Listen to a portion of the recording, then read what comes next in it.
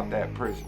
It's So all so back to the nurse. Did the guards not know? They didn't really trip. so They were just nobody. Everything gets found out eventually. But when I tell you there was so many females getting busy, but I ain't never been to a prison like that. When I got there, 60% of that. Okay, so when I first got to Toledo, we peeled the plastic off the locks. Like it was a brand spanking new prison.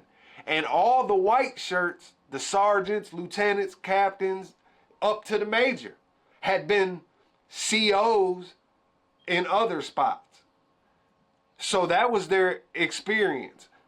They brought COs from other spots and gave them all the power positions, and literally 95% of the new COs they hired were just that. New COs never been in prison a day in their life. And they got ran over. It was, man, listen, bro. More women from 2000 to 2010. Man, dude, I could probably, if I sat here and thought about it, I could probably name 100. If I damn. thought That was in about there getting their cheeks busted. it. Bro, the first one I seen, my dude Guru, man, and he just got flopped. My dude Guru, he in Toledo, Ohio. I go out, so I got switched to a porter job. And in Toledo, remember that HBO show Oz? Did you ever Yeah, see yeah, that? yeah, yeah, yeah. That's what Toledo prison looks like. It's all glass. It's all high tech and glass. So you're in, like they call it, the fishbowl. So the porter closet is outside the block. So it's like 9:15 and we got to lock down at 9:30. And I was already beefing with the CO and I'm running behind just doing fuck shit. So I run out to the porter closet to get my mop bucket and another one. I see my dude Meatball banging the hole, my dude Guru getting his dick sucked. Ah, And yeah, damn. and her name was Miss Scherzer. And check this out. I seen that, right?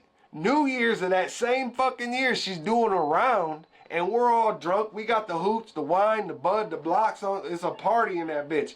And she's doing a round, and she walks by, and I said, damn, you got a fat ass. And she booked me. Yeah, she booked me. Bitch, you know, yeah, it was going down, man. It was going, COs have gotten walked out of there for giving cap through the cuff ports. What? Oh, the whole nine. The whole nine. There was a lady there named Miss Stubblefield, bro. Man, my dude Ski to tell you, man, she would, so if she worked segregation, she worked the whole.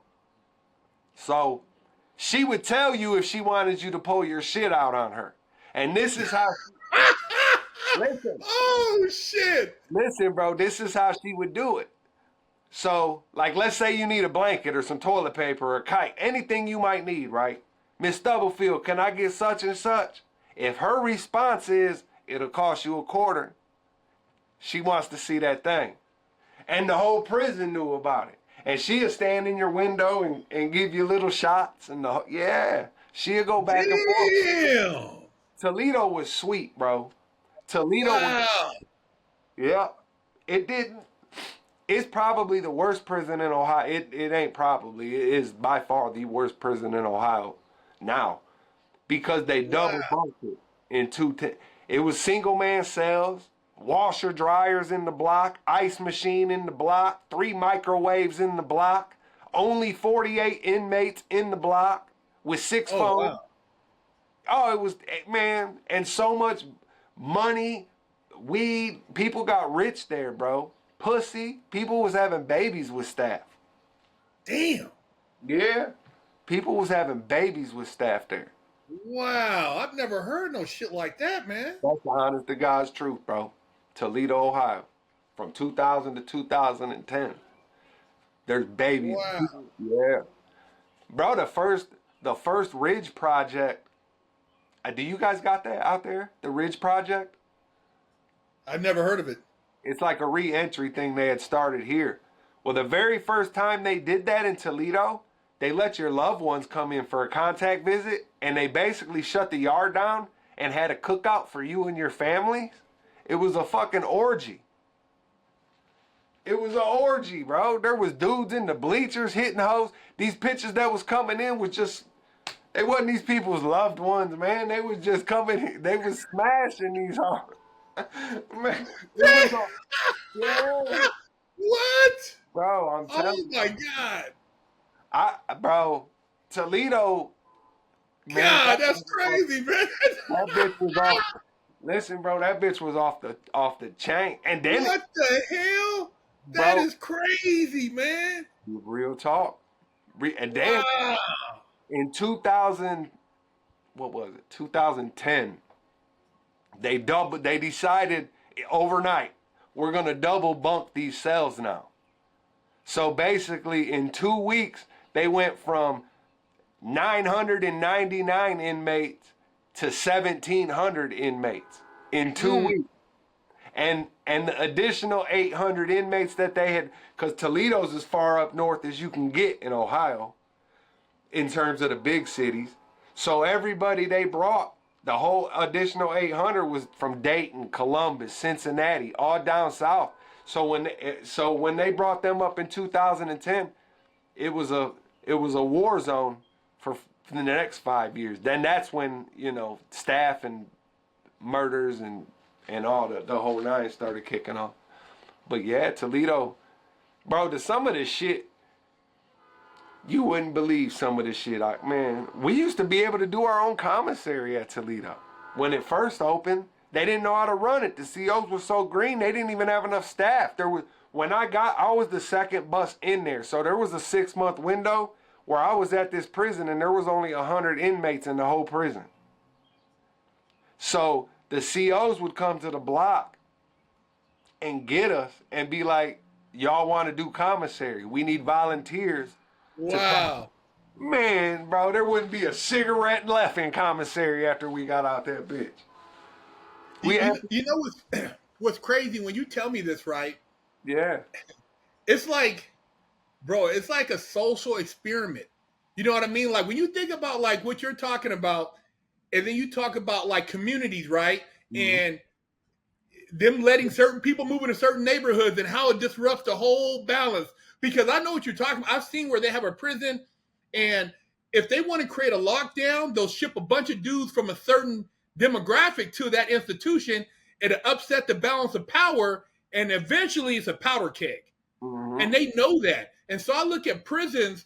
I always tell people when I see what's going on in society, certain communities, certain neighborhoods, graffiti, I can see like, okay, this neighborhood's going to shit. They don't let people move in here. They're doing this. They're trying to destroy this community. This other community where they don't let nobody on the street, they don't mess around. They know how to keep that shit out. But I mean, they're constantly playing, and people don't even know what they're doing. I can tell because I'm like, man, this shit is some prison shit. You know what I mean? I look like the mayor or the governor is like a warden, and he's playing with people. Absolutely. Absolutely. Listen, that place, I think there was a lot of hostility because, them staff members got bitter. Them COs got bitter. It caused a lot of hostility. Bro, I know there was a CO Robinson, his punk ass. He ran in on my neighbor's cell at 5 in the morning because my neighbor was smashing his wife. Damn. Miss Myrick, we had a maintenance dude kill himself there in 2000. Man, it was in between 2005 and 7. His name was Myrick. He was the head of maintenance. His wife was the head of food service. His wife was fucking this dirty ass boy named Hawk. And they didn't know because back then this prison was so new, bro.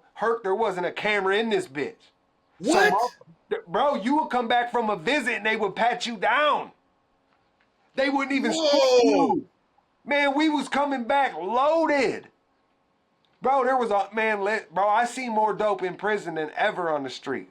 And I've seen dope in prison. I mean, both. Pounds, the whole nine, bro. When the heroin, man, that's a whole nother one. But yeah. They Somebody was smashing his wife? So they didn't know there was rumors going around that they was fucking in the storage room. So the police slipped a camera in there, and sure enough, he was in there smashing her. And when her husband, the head of maintenance, found out, he killed himself. That's how Wow. bad it. Bro, Toledo was off the hook, man. You better not send your wife to work there. Not back. Not back then. I've never listen. I've been to some fucked up prisons. I've been to your stereotypical off the hook violent prisons, which Toledo is now. Toledo was it was a blessing in a way. I was lucky that I got to go to Lebanon first because I got the game on how to bid and really do time. But then when I got to Toledo, there was never an experience like that. I mean, how often do you get to be the first or second bus ride into a brand new prison with all brand new staff? Wow. So you got these women coming from the streets. They don't have a clue. They've had a very limited experience with other inmates, especially high-powered inmates. And so you got a group of dudes. You like, man, this is wide open. Bro, they would catch you. They would catch you, man. We'd be in the cell 6, 7 deep, blowing blunts. Smoke session. Ain't a window open in that bitch. It's one of them new prisons where the windows don't open. It's all central controlled climate type shit. And we'd be in that bitch blowing it down. And we had a CO who would bring in the smoke spray from her car. Wow. And she would do rounds for us spraying it. Damn. Like, yeah, it was off the hook.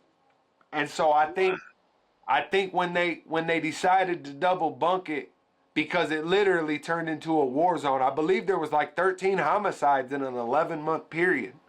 Wow. Yeah, it was that man. There was like 300. The COs picketed and was trying to like get the prison closed down because they said they was working in such a dangerous environment. Because every day a CO was getting stretchered up out of there. Who do you think was behind doing all that? Was that something you think by design or their I know experiment? exactly who did it. So the very first warden at Toledo prison, his name is Kellen Kante. He's from Africa. He's from Sierra Leone, Africa. He is now the head of all the Prison Bureau of Ohio. He's the head. And that happened when he took over.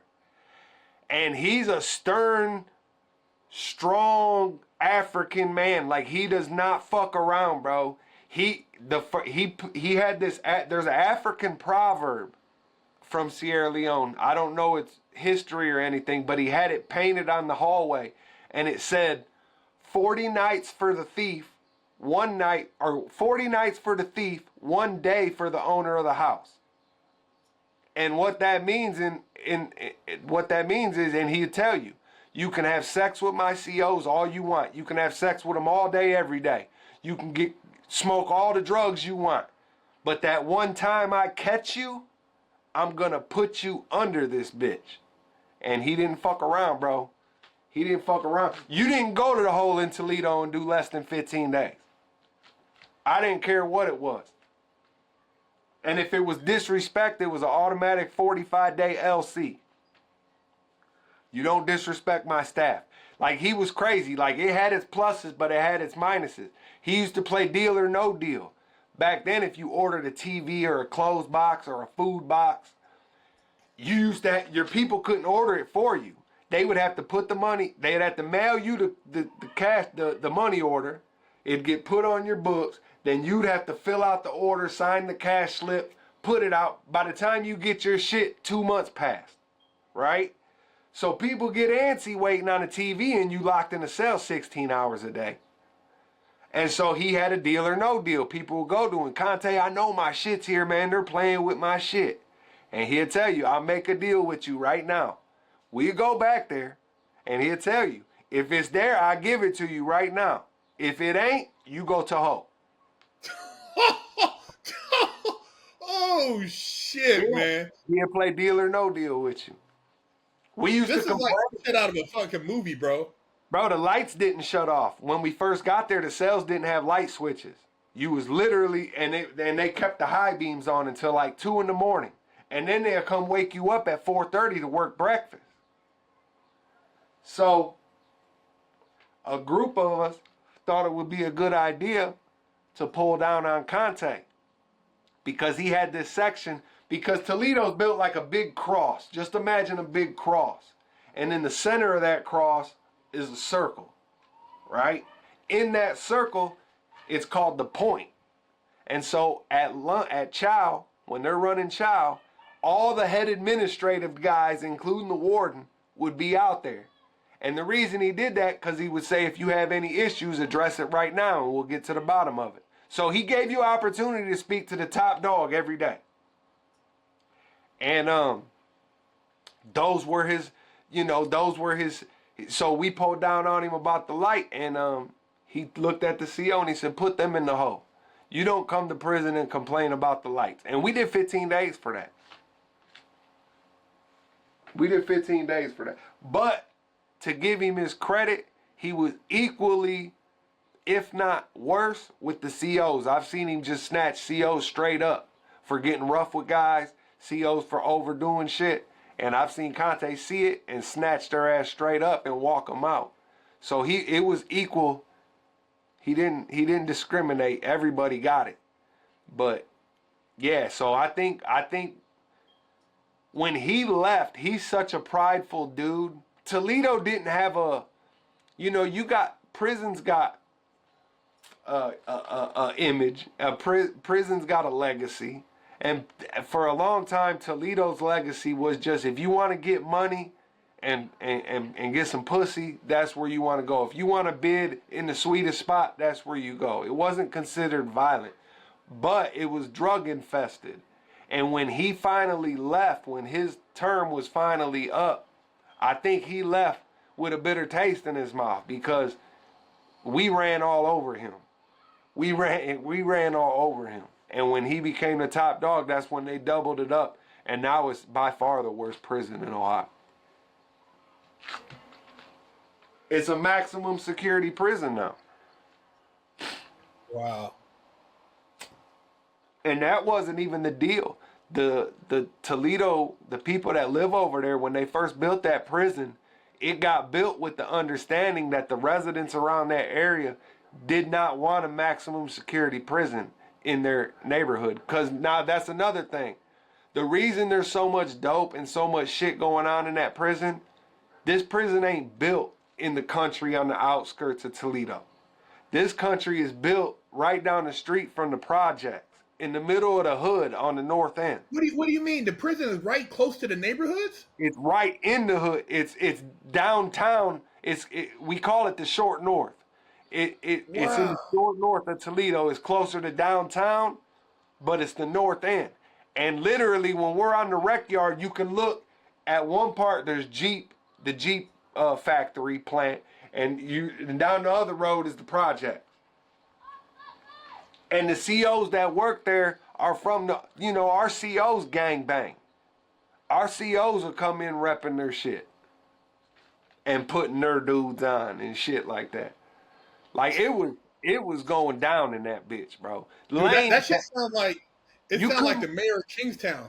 You couldn't give away weed in Toledo prison. Lames had it. Lames had cell phones. Everybody had cell phones. There was a point in time where you could get a cell phone for street prices. Damn near. Motherfucker might make 25, 50 bucks. You can't sell no jack for 500, 600 in Toledo. A motherfucker will laugh at you. He'll pull out 3 on you. Damn. The wow. hustle, yeah. It was when that heroin hit. When that heroin hit, man, when I tell you boys was getting rich, man. Motherfuckers was getting rich, bro. So what's up with the heroin? That just became a big thing inside the prison, or it had always been a big thing? Yeah. You make $10,000 off of a ball. And how much is the ball? How much dope is that? 8 ball. 1.7 off an 8 ball. Off an 8 ball. You will make 10 bands off that. Bro, I'm going to tell you, so in 2009, they took tobacco out of all Ohio prisons. I was in Lucasville. I was just getting ready. I came home March 17th of 2009 off that 7-year bid. March 3rd, they stopped all tobacco in Ohio. So from March 3rd, 2009, you couldn't smoke anymore in Ohio prisons. And so the hustle was the tobacco, bro. A pound of tobacco, you'll make 5 bands off that. You sell a deodorant cap. Fill up a deodorant cap. That's $50 of tobacco. And with the heroin, it was the ink pen, the cap, the stem on the ink pen. You fill that up, that's 100. You know how many of them you'll get out of an 8-ball? Man, motherfuckers was getting rich. And it was just needles, and dudes was going to the infirmary and sticking nurses up for needles at knife point and coming back. Listen, bro, and they wasn't going to the hole. Wasn't no hole. It got so bad in Toledo, unless you had to get caught fucking a CO or beating on a CO or stabbing somebody. Them was the only 3 reasons you're going to the hole. If you got caught moving the bag, they flushed it. If you got caught with a cell phone, they took it. Like, it was so violent and so fucked up when they brought them. Toledo switched quick, and they didn't know how to deal with it. They had been dealing with just chasing drugs and chasing drugs and chasing drugs, to now they're getting assaulted every day. You get what I mean? And yeah.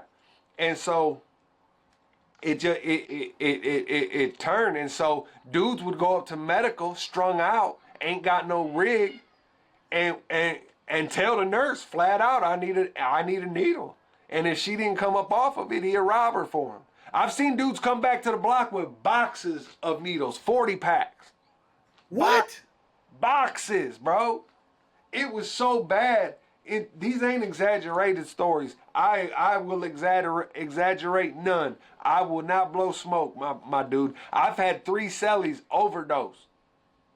The fucking warden wrote me a letter of accommodation trying to help me get an early release because I performed chest compressions on my cellie.